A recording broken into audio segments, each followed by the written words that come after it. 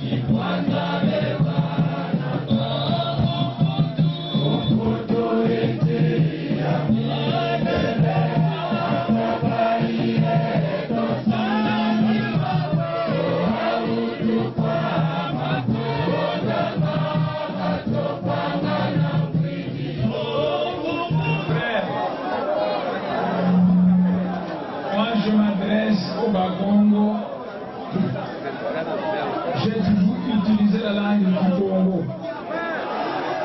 Mais exceptionnellement aujourd'hui, je vais utiliser le français pour permettre aux non-originaires de suivre aussi le discours. Notre causerie d'aujourd'hui, je vais soulever trois problèmes. Le premier problème, c'est la peur que j'ai qu'un jour, il puisse se produire dans ce pays le génocide des Bakongo, comme au Rwanda, on a commis le génocide des Tutsis. Parce que, à Brazzaville, Sassou Nguesso a tué 370 Bakongo. Et aucune puissance occidentale ne parle. En Angola, on a tué des Bakongo qu'on a appelés des Zaïrens. Et en RDC, on a tué les adeptes de Bundua qui sont les Bakongo. Donc on tue au Congo-Brazzaville, on tue en Angola et on tue en RDC. J'ai peur qu'un jour, il puisse se produire le génocide de Bakongo comme on a commis le génocide de Tutsi au Rwanda. Ça, ce sera le premier problème que je vais aborder. Le deuxième problème, le président Kabila avait invité Monseigneur Mosengo chez lui. Il a invité Monseigneur Marini de l'église protestante. Il a invité le chef des musulmans. Il a invité le chef de l'église kimbanguiste. Et il m'a aussi invité. Mais le fait que je suis allé voir le président Kabila, ça a suscité beaucoup de commentaires déplacés. Alors je vais aussi aborder ce problème. Qu'est-ce que nous nous sommes dit avec le président Kabila quand nous nous sommes rencontrés? Le troisième problème que je vais soulever, regardez-moi. Je suis un noir comme les Bangala. Je suis un noir comme les Baluba. Je suis un noir comme les Baswahili. Donc les Bangala, les Baluba et les Baswahili sont aussi mes frères.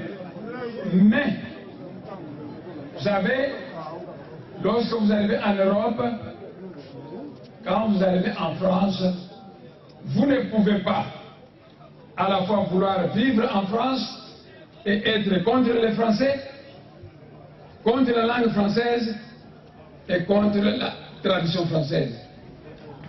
Ainsi, je veux prodiguer certains conseils aux non-originaires, surtout au Congo central, parce qu'eux aussi sont mes compatriotes. Le premier problème, mes chers frères, en 1959, j'étais encore tout petit comme ça, mais j'étais à Kinshasa et j'ai vu les Bakongo demander l'indépendance. Ce n'est pas Lumumba qui a demandé l'indépendance.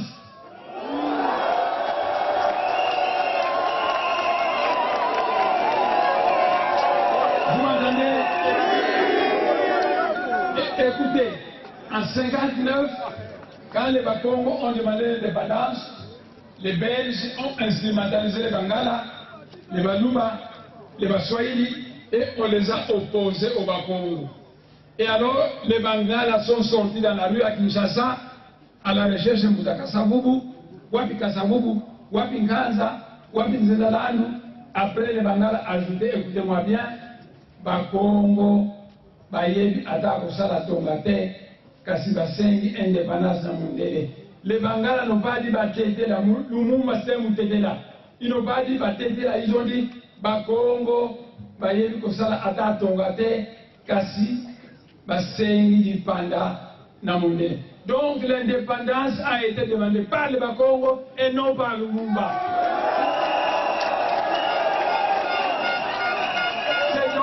Une bêtise à 3 dimensions que de construire le stade de Lumumba à Matadi, parce que chez eux, les Mingizi là, ils ne construisent pas le stade au nom de Bakongo. Mes chers frères, les Belges disaient que les Tutsis, c'est la race supérieure du Rwanda, tandis que les Bakongo, c'est la race supérieure du Congo belge. Mais aussitôt que les Tutsis ont demandé l'indépendance, les Belges sont devenus contre les Tutsis et ils ont dressé toutes les tribus du Rwanda et du Kivu contre les Tutsis. La haine inoculée par les Belges a fini par produire le génocide du Rwandais où on a tué beaucoup de Tutsis au Rwanda. Mes chers frères, vous savez, les Belges aimaient beaucoup les Bakongo. Ils disaient que c'est la race supérieure du Congo belge. Mais aussitôt que le 4 janvier, les Bakongo ont demandé l'indépendance, les Belges ont dressé les Bangala, les Baluba, les Baswahili contre les Bakongo. Le deuxième problème, la rencontre avec le président Kabila. Le président Kabila a invité Monseigneur Osengo. Je ne suis pas allé seul voir le président Kabila. Je suis allé avec Maître Foula, qui est le secrétaire général de notre parti.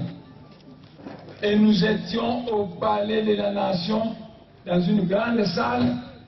Moi, j'étais assis ici, à côté de moi, l'honorable Matezoro, et puis Maître Foula, et puis à 2 mètres en face de moi, le président Kabila, et à droite, 20 conseillers qui travaillent. Nous étions nombreux dans une salle. Et tous ceux qui vous ont raconté qu'on m'a donné de l'argent sont des menteurs. Parce que l'honorable Matezoro n'a pas vu cet argent, Maître Foula n'a pas vu cet argent, les 20 conseillers à la présidence, donc à l'aide, n'a pas vu cet argent. Le président Kabila me posait des questions. Il me disait ceci, Tshisekedi et Kamere m'ont demandé qu'on organise une autre conférence nationale.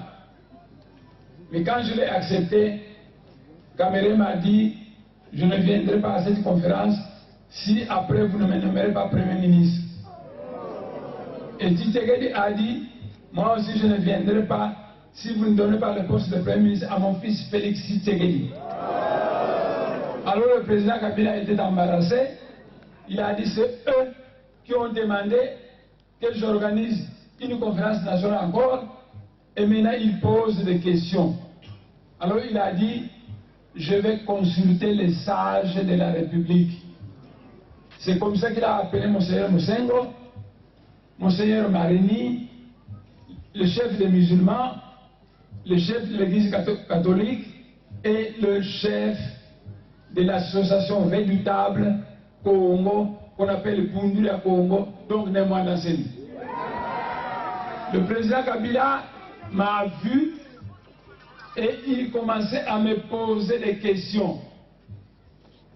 Il m'a dit, Némoine Danseni, des gens sont venus ici, ils m'ont dit que Némoine Danseni a écrit au secrétaire général de l'ONU pour demander l'indépendance du Congo central. Et c'est que c'est vrai que tu veux l'indépendance du Congo central. Je lui ai répondu, oui, monsieur le président, je veux l'indépendance du Congo central. former un gouvernement large, union nationale, 48 ministres, mais il n'y a pas de Bas-Congo. C'est pourquoi nous aussi nous avons décidé de prendre la terre laissée par nos ancêtres, d'en faire une république afin que nous puissions monter notre propre gouvernement. J'ai dit au président Kabila, la Suisse, c'est 40 000 km². La Belgique, c'est 30 000 km². L'État d'Israël, c'est 27 000 km². Mais le Congo central, c'est 100 000 km². C'est pourquoi nous allons proclamer l'indépendance du Congo central, parce que vous avez formé un gouvernement de 48 ministres où il n'y a pas de Bas-Congo. Le président Kabila m'a encore posé la question de Mwanda Semi. Ils sont passés ici et ils ont dit que le Mwanda Semi veut prendre le Kwangu et l'annexer au Congo central indépendant. Est-ce que c'est vrai? J'ai dit oui, monsieur le président, c'est vrai. Parce que il y a deux logiques. La logique d'État que nous connaissons, toi et moi, qui dit que le Kwangu c'est une région de Bandundu. Mais la logique des ancêtres des Congolais dit que les Bayaka sont des Bas-Congo. Et comme moi, je suis le leader du peuple Congo, et comme je m'en vais avec mon peuple Congo, puisque vous avez formé votre gouvernement sans nous associer, j'ai aussi associé les Bayaka du Kwango. C'est pourquoi j'ai annexé le Kwango au Congo central. Le président Kabila, suivant, Mwanda Semi, l'année prochaine, c'est la fin du délai constitutionnel. On doit faire des élections. Que pensez-vous de ces élections? Alors moi, j'ai répondu au président Kabila que, monsieur le président, si moi j'étais le président de la République, mon conseiller, mon meilleur conseiller, serait celui qui me dit toujours la vérité, même si cela ne me plaît pas. Alors, monsieur le président, comme vous m'avez posé la question, souffrez que je vais vous cracher la vérité. Alors j'ai dit au président Kabila, l'année prochaine, c'est l'année des élections. Eh bien, je vais vous dire, monsieur le président, si vous voulez organiser des élections de mascarade, des élections qui ne seront pas crédibles, des élections qui seront contestables, alors organisez-les. Mais si vous voulez organiser des élections sérieuses, je vais vous dire dans tous les pays du monde, qu'est-ce qu'on fait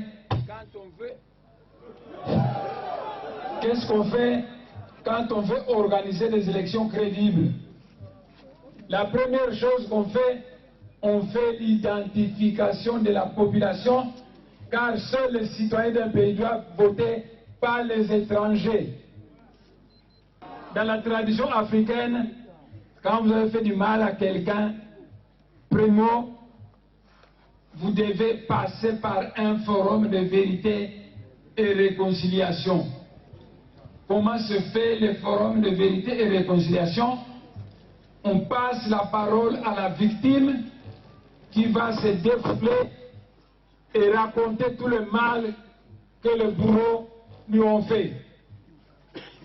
Et puis on passe la parole au bourreau qui doit reconnaître le mal qu'il a fait, qui doit demander pardon, qui doit payer des dommages et intérêts. Après, l'Nzonzi va réconcilier le bourreau et la victime. Alors le président Kabila a continué à m'écouter et je dis, monsieur le président, dans tous les pays sérieux, la première démarche qu'on fait quand on veut organiser les élections, c'est l'identification de la population. Parce que seuls les citoyens d'un pays ont le droit de voter, pas les étrangers. Or, il se fait que dans notre pays, il y a beaucoup d'étrangers. Comment voulez-vous organiser des élections crédibles? La deuxième chose qu'on fait, quand on veut organiser des élections crédibles, c'est le recensement de la population. on n'a jamais recensé notre population et on ne sait pas combien nous sommes. Comment voulez-vous qu'on organise des élections crédibles? La troisième chose qu'on fait, quand on veut organiser des élections crédibles, c'est l'établissement des fichiers électoraux crédibles. Et j'ai dit au président Kabila que l'identification de la population n'a pas été faite, le recensement n'a pas été fait, on n'a pas établi un fichier électoral crédible. Et comme le pays est trop grand, il ne nous reste qu'une année. Il est impossible que dans une année, on puisse organiser toutes ces trois choses. C'est pourquoi je lui ai demandé qu'on organise une petite transition de 3 ans. Au cours de cette transition, on va faire l'identification de la population, le recensement de la population, l'établissement d'un fichier électoral crédible. Mais aussitôt que j'ai dit ça, les Balouba commençaient à m'injurier à Kinshasa. Ah, mais moi, Nassemi a payé le sous Kabila mandat à 3 ans. Mais est-ce que c'est moi qui donne le mandat? Non. Mais je vais vous dire une chose. Malheur à ceux qui comprennent toujours en retard. En 1959, quand les Bakongo ont demandé l'indépendance, les Balouba, les Baswahili et les Bangala étaient contre ça. Mais aujourd'hui, les Balouba, les Bangala, les Baswahili veulent diriger le pays alors que c'est nous qui avons demandé l'indépendance. Voyez, malheur à ceux qui comprennent toujours en retard. Les politiciens de Kinshasa, de la majorité présidentielle, ont dit, nous aussi, nous sommes d'accord avec Némoine Nsemi de partir pour une transition de 3 ans, parce que c'est nous, la majorité présidentielle, qui a dirigé le pays, mais nous n'avons pas réussi à faire un recensement. Alors, nous allons pouvoir aller à ce dialogue et organiser le recensement, l'établissement d'un fichier électoral crédible et l'identification de la population. Vital Kamerhe a accepté d'aller lui aussi au dialogue et la semaine passée, Tshisekedi a tenu une conférence à Bruxelles où il a dit nous devons aller au dialogue et Némoine Nsemi venait de proposer 3 ans de transition, mais moi je propose 5 ans. Donc Tshisekedi a proposé 5 ans de transition, tandis que moi j'ai proposé 3 ans. Alors j'ai demandé au Balouba, pourquoi vous m'injuriez parce que votre chef vient de proposer 5 ans.